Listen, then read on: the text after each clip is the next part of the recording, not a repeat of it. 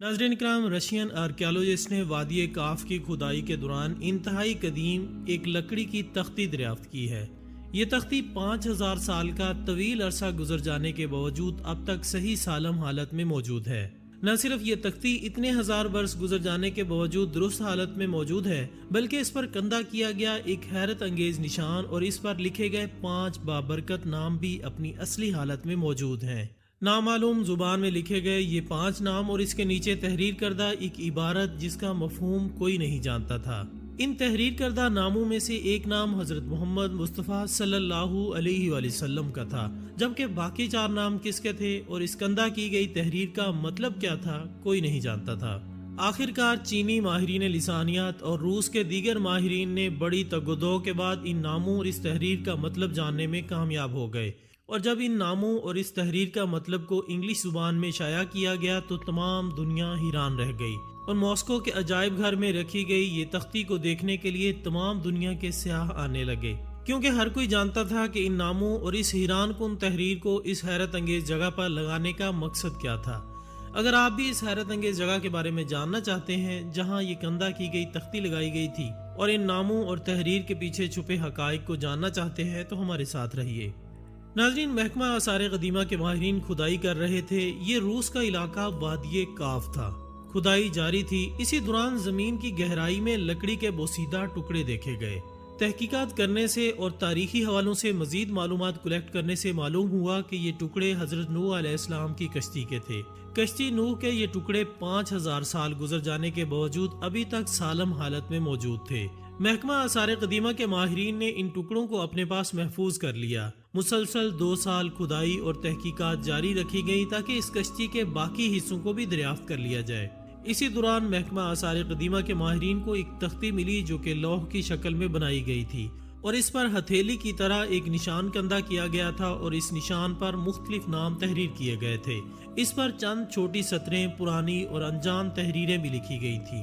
ये तख्ती 14 इंच लंबी और 10 इंच चौड़ी थी। इंतहाई हैरत की बात यह थी कि दूसरे तमाम लकड़ी के टुकड़े बुसीदा और खस्ता हालत हो चुके थे, जबकि ये तख्ती सही सालम हालत में मौजूद थी।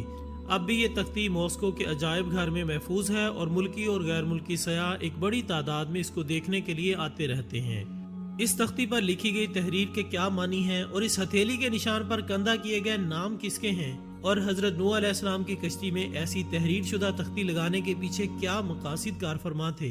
इन तमाम सवालात के जवाब हासिल करने के लिए रूस की हुकूमत ने 7 अफराद पर मुश्तमिल एक कमेटी तश्कील दी। इसमें महकमा आसार कदीमा के एक्सपर्ट्स और तारीख के दीगर एक्सपर्ट्स और अहम अराकीन शामिल थे। तख्ती पर इन अराकीन ने 8 माह तक तहकीक की और अपनी रिपोर्ट शाया की, जिसके मुताबिक ये तख्ती हजरत नूह अलैहिस्सलाम की कश्ती के मिलने वाले दीगर हिस्सों में से एक थी। ये इतनी ही पुरानी थी जितनी कि हजरत नूह अलैहिस्सलाम की कश्ती, लेकिन हैरानी की बात यह थी कि यह अभी तक इस कदर सालम हालत में मौजूद थी कि इस पर कंधा किए हुए नाम और तहरीर बआसानी पढ़ी जा सकती थी। ये तहरीर सामी जुबान में थी जिसे उम्मुल लुगात कहा जाता है। तहकीकात और मुताले से ये नतीजा अखज़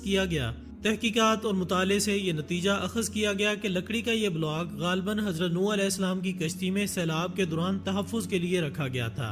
सामी जुबान में इन तराशे हुए खतूत का एक माहिर ने अंग्रेजी में तर्जमा किया। ये mister NF max Manchester university में कदीम जुबानों के प्रोफेसर थे। उन्होंने अपनी रिपोर्ट में इसका तर्जमा कुछ यूं किया। ऐ मेरे खुदा, मेरे मददगार, तेरी मेहरबानी और रहमत मेरी मदद कर और इन मुकद्दस नामों की खातिर मोहम्मद, इलिया, शापर, शापीर और फातिमा जो कि अजीम और बरबरकत हैं। कायनात इनकी खातिर मौजूद है, सिर्फ आप ही कर सकते हैं हमें सीधे रास्ते पर चला। नाज़रीन, यकीनन आप सोच रहे होंगे कि मोहम्मद सल्लल्लाहु अलैहि वसल्लम के साथ लिखे गए ये 3 नाम इलिया, शापर, शपीर किसके नाम हैं।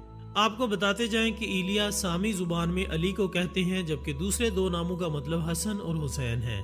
जैसा कि इस तहरीर के अल्फाज से जाहिर है कि हजरत नूह अलैहिस्सलाम की कश्ती में इस तहरीर की गई तख्ती लगाने का मकसद महबूब हजरत मोहम्मद मुस्तफ़ा सल्लल्लाहु अलैहि वसल्लम के नाम की बरकत से अल्लाह ताला की मदद और हिफाजत को हासिल करना था। नाज़रीन, अल्लाह रब्बुल इज़्ज़त ने इंसान की रहनुमाई और इस्लाह के लिए दुनिया में 1,24,000 पैगम्बरों अंबिया मबूस फरमाए, जिन्होंने अल्लाह ताला की वहदानियत और अहकामात लोगों तक पहुँचाए। इन पैगम्बरों और अंबिया ने अल्लाह की जानिब से मिलने वाले अहकामात और तालीमात को दुनिया में बसने वाले लोगों तक पहुँचाया اور خدائے رب ذوالجلال کی عبادت کا درس دیا۔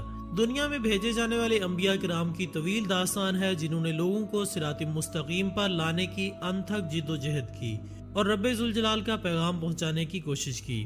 حضرت نوح علیہ السلام کا تعلق حضرت آدم علیہ السلام کی 9ویں یا 10ویں پشت سے ہے، جبکہ شجرہ نسب کے حساب سے آپ حضرت ادریس علیہ السلام کے پڑپوتے بھی ہیں۔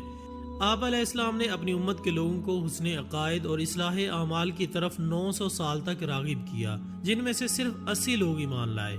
محققین کا کہنا تھا کہ حضرت نوح علیہ السلام نے عراق کے شہر رافدین میں تبلیغ کی کیونکہ اس علاقے میں آپ کی موجودگی کے آثار ملتے ہیں، جبکہ اس شہر کی تاریخ میں جس اصلاح پسند شخص کا ذکر ہے اس کے احوال حضرت نوح علیہ السلام سے ملتے ہیں۔ اسی طرح طوفان نوح کے آنے کے واقعے کی طرز پر اس علاقے میں عذاب آنے کے اثرات بھی موجود ہیں۔ اسی بنیاد پر مورخین نے بلاد الرافدین کو حضرت نوح علیہ السلام کا مسکن قرار دیا۔ جب حضرت نوح علیہ السلام اپنی قوم سے مایوس ہو گئے تو خدائے رب ذوالجلال نے حضرت نوح علیہ السلام کو ایک کشتی بنانے کا حکم دیا، جو کہ انہوں نے تیار کی، اور طوفان میں وہی کشتی اہل حق کو محفوظ رکھنے میں کام آئی، جبکہ دنیا کے جو لوگ بھی آپ کی تعلیمات پر ایمان نہیں لائے تھے وہ تباہ ہو گئے۔ چینی ماہرین کا کہنا ہے کہ وہ یقین کے ساتھ یہ بات کہہ سکتے ہیں کہ یہ کشتی نوح علیہ السلام کے استعمال میں رہنے والی کشتی ہے، جو انہوں نے 4800 سال پہلے اللہ تعالیٰ کے حکم سے بنائی تھی۔